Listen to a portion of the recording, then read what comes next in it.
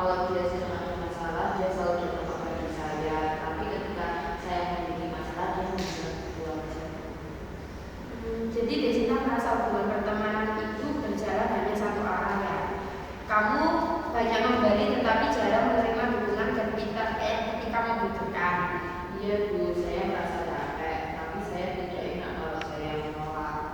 Apakah yang membuat Desina merasa tidak enak mengatakan tidak? Saya takut nanti dia marah, saya takut dia tidak mau berteman sama saya. Jadi sebenarnya yang paling kamu khawatirkan adalah kehilangan teman ya. Ya Bu. Berarti masalah utamanya bukan hanya karena teman sering meminta bantuan, tetapi karena Desina merasa takut kehilangan hubungan pertemanan sehingga akhirnya merasa mengalah, selalu mengalah. Ya Bu. Terima kasih Desina.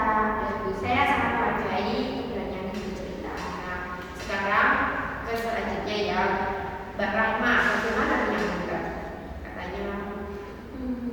Kalau saya beda dulu, saya punya teman itu sukanya itu ngatur-ngatur saya gitu. Mengatur seperti apa ya Pak? Jadi dia itu kayak selalu menentukan saya itu harus gimana, terus saya harus temenan sama siapa aja. Bagaimana perasaan Mbak Rahma ketika diperlakukan seperti itu? Ya capek terus deg-degan juga kan, tadinya cuma temen, kenapa kok segitunya gitu loh. Terus dan juga kalau mau menolak itu gak enak, soalnya kan aku apa-apa cerita kayak itu dia, soalnya dia cerita buku itu ke teman-teman yang lain, ke orang lain gitu. Jadi Rahma merasa tidak bebas menjadi diri sendiri ya kalau jalanan. Apakah Rahma pernah mencoba menyampaikan bahwa kamu tidak nyaman? Karena aku sering, tapi kadang dia itu kok ngomong sih, kok kayak bilang itu gak menghargai status sebuah pertemanan, persahabatan gitu. Berarti setiap kali kamu mencoba mempertahankan pendapat teman tersebut justru membuat kamu merasa bersalah. Ya. Terima kasih Mbak Rahma. Selanjutnya untuk Mbak Amira.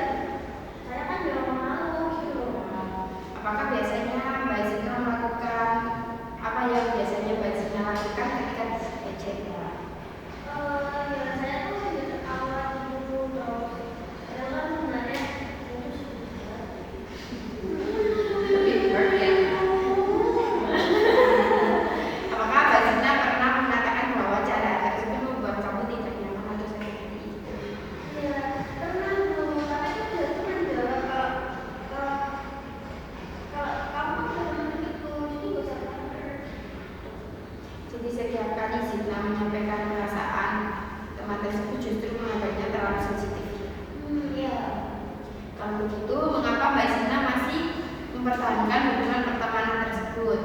Ya karena kami itu udah berteman sangat lama gitu loh. Kalau begitu, mengapa?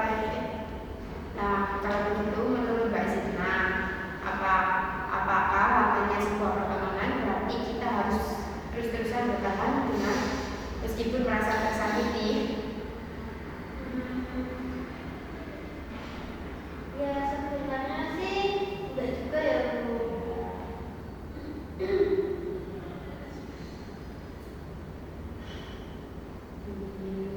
Kalau begitu, apa yang membuat Mbak Zina masih bertahan?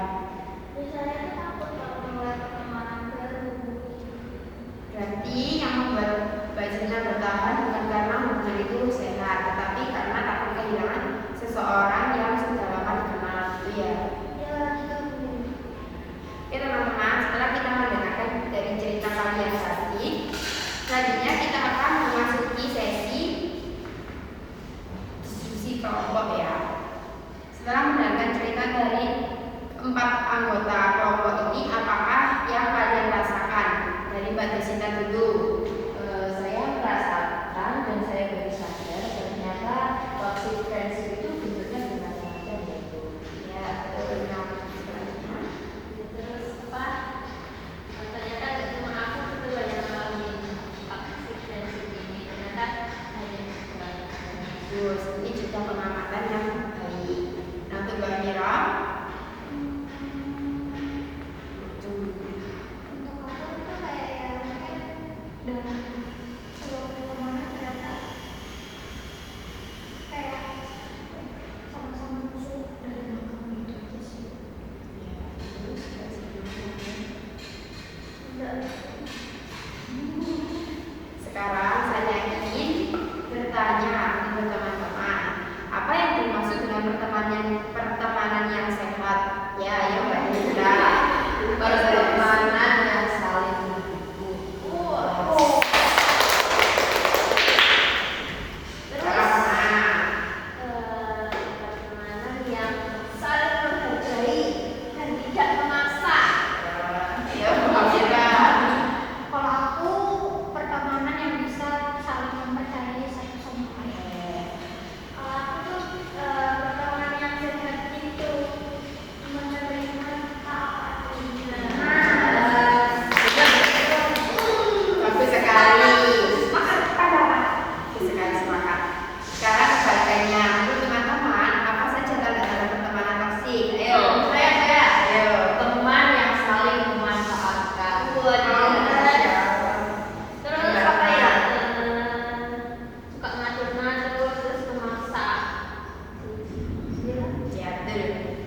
Kalau aku teman yang suka ngomongin dari belakang, yang suka meremehkan atau nggak ngejek-ngejek. Sangat tepat semua. Semua jawaban teman-teman merupakan contoh hubungan pertemanan yang tidak sehat atau toxic friendship ya. Iya. Nah, sekarang kalau kita perhatikan dari cerita hari ini, saya menemukan beberapa pola. Pertama, hubungan tersebut membuat kalian merasa tidak nyaman.